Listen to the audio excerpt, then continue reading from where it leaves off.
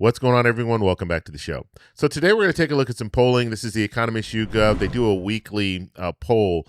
And what's interesting about this polling is we're going to take a look at state by state. So this is approval. Do you approve of what the president's doing, disapprove of what the president's doing?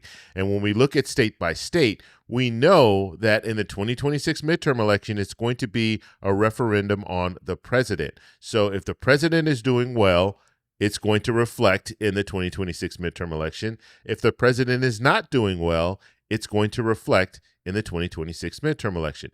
And so what I want to do is I want to look at some of these states that are considered toss-ups and see how the president's doing. So that's what we're going to focus on in this video. But first off, if you guys can do me a favor, please like the video. And if you're watching this video and you want to see more content like this, please consider subscribing to the channel. Okay, so before we get started, remember, this election is going to be about affordability. This election is going to be about inflation, the economy, how things are going. So if the president is not doing well in these areas, we're going to see that reflected in the 2026 midterm election. And so far with the polling that we're seeing now, the president is not doing well when it comes to inflation. He's not doing well when it comes to the economy. Okay, so let me show you what I have here. So what we're looking at on the left, this is the Economist YouGov polling, and then on the right, this is our map. This is the Senate map. And so we're going to take a look at some of these toss-up states where the president's doing well, where the president's not doing well. And so let's go ahead and get started. So first thing I want to do, we're looking at the left side here. Let me open the screen up so you can see a little bit better here, and then we'll go back to the Senate map in a second. And so when we're looking at this, there are a few states that we definitely need to look at. When we look at Texas, right now, it's minus 17.2. When we look at places like Georgia, it's minus 18.6. And so these are all showing the president underwater. When we're looking at South Carolina, it's minus 7.3. When we're looking at North Carolina, it's minus 13.6. Look at Ohio, it's minus 9.2. We look at Iowa, it's minus 8.7. When we look at Nebraska, it's minus 1.2. And so you see there are a lot of these states. Let's go up to Maine. Maine is minus 18.4. Michigan is minus 15.8. And so you see the president is upside down in a lot of these toss-up states. And so it's important for us to look at some of this polling because it might give us an idea of how some of these states are going to go. Are we going to see some of these Republican states or red states flip blue as a result of the president's job approval?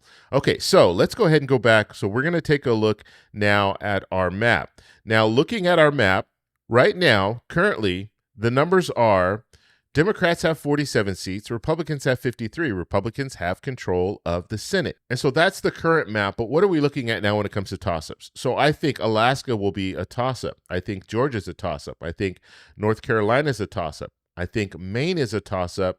And Michigan is a toss-up. So right now we have 5 toss-ups. So that brings our total to Democrats and Independents at 45, Republicans at 50.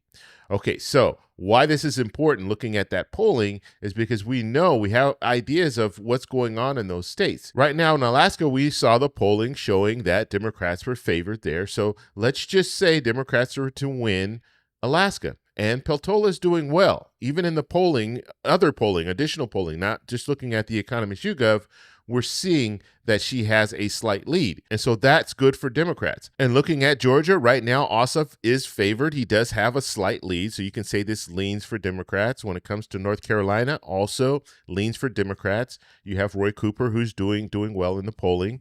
We're looking at Maine. We look at Maine. We don't know if Susan Collins is going to run or not. Okay, she has not announced that. So the idea is that she plans to run, but she could back out before the deadline. But right now, Maine, you have Plattner and Mills doing pretty good. Mills is neck and neck with Collins, and Plattner is showing a lead, so he has an advantage right now. And we don't know if it's going to be Plattner or Mills. They're both Democrats, and they'll be running in the primary. But if we're looking at this, let's say that Democrats win in Maine, and let's say Democrats win in Michigan. Now, all of these states, when we looked at the Economist YouGov polling, it was showing the disapproval was higher than the approval in these states for the president, okay? And remember, this is going to be a referendum on the president. And so if we are to believe what the polling is showing us, the Economist YouGov polling, Democrats are, they have an advantage just based on how people feel in that state. That doesn't mean that those states are going to automatically go blue. They can still go red, but what this means is the polling is showing us that the momentum is moving towards Democrats, okay, in all of those states. Now, we had some other states that we were looking at, because if we look right now, we have Democrats and independents at 50, Republicans at 50, so we have 50-50 Senate. The tie goes to the vice president, breaks the tie, so the tie goes to Republicans. So Republicans would still maintain control of the Senate. However, we have some other states like Ohio where you saw the president's job approval was below. So his disapproval was higher than his approval, as well as Iowa. The same thing. We saw in Texas, we saw big numbers. I think it was minus 17.2 or something like that. So high disapproval in Texas. And so what this means is all Democrats need to do is win one more state. South Carolina is another state. We saw the disapprovals higher than the approvals. Will that have an impact? Now, if Democrats, and they have, I mean, it's going to be very hard for Democrats to win the Senate just based on what we went over here. Democrats are going to have to run the table. Okay, they're going to have to be perfect. But if Democrats can get to this point where they win in Alaska, they win Georgia, they win North Carolina, they win Maine, and they win Michigan, now all they need is one more state. And if we're looking at the polling in some of these states, Democrats could realistically win one. They can win in Texas. They can win in Ohio. They can win in South Carolina. They can win in Iowa. There's a possibility of them winning. Okay, that's all I'm saying. And all they need is one. So it's not like they're going to need to run the table and win Texas, Ohio, and Florida and all. They don't have to do that. But if they're able to get the right candidate in one of these states and win, and right now I think Sherrod Brown has an opportunity to win, so that state could be one that we could see Democrats win. When it comes to Texas, I think you have two good candidates. You have Tallarico and Crockett. They're both Democrats. They'll be running against each other, but one will be the Democratic nominee, and then they will be facing off against Cornyn or Paxton. And so I think that's going to be a good race. And if we're looking at the president's job approval underwater in Texas, then it's probably going to be a closer race than what we're anticipating. And so the bottom line here is Democrats, they have a rough road. They have a rough road in the Senate, but it's possible. And I just showed you the map why it's possible.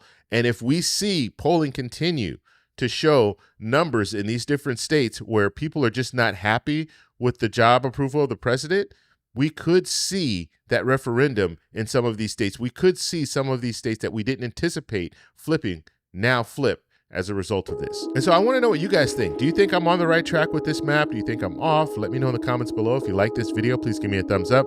Please subscribe for more, and I'll talk to you in the next one. Bye. So that's all we have for this video. Make sure if you guys want to send me an email, you can do that, david@thetecshow.com. Like the video, subscribe for more, and check out these videos over here for some more great content. Talk to you later. Bye.